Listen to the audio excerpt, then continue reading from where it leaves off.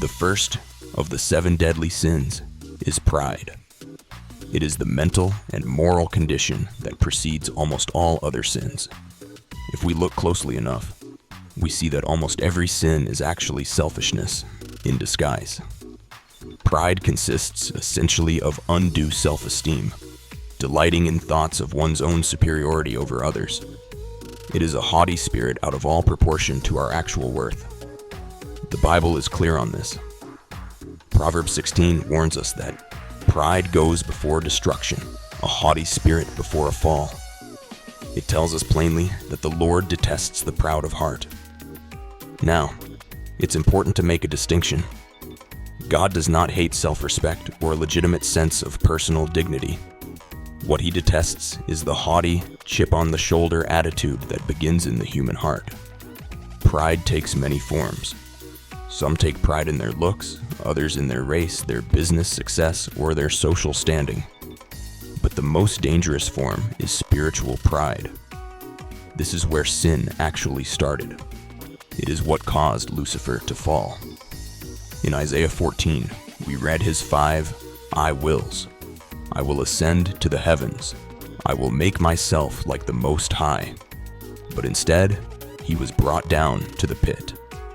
Spiritual pride is dangerously common among Christians today, often without us realizing it. It happens when we begin to feel spiritually self-sufficient. We start trusting in our own virtue rather than the grace of God.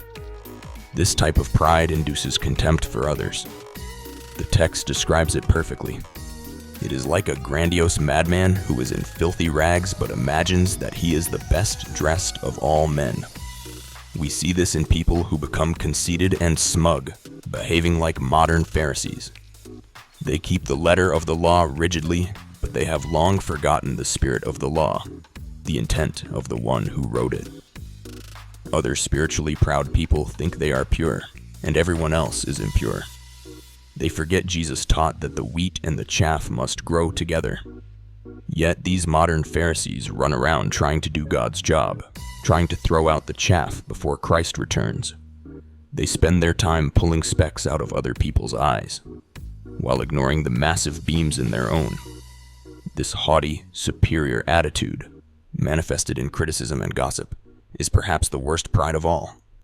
What is the cure? We must remember Titus 3:5. He saved us not because of righteous things we had done, but because of his mercy.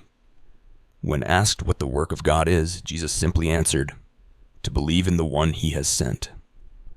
We must also remember that judgment is real. Romans 2 tells us that those who know the law will be judged by it. Jesus warned cities like Capernaum that having seen miracles and still rejecting truth would lead to harsher judgment.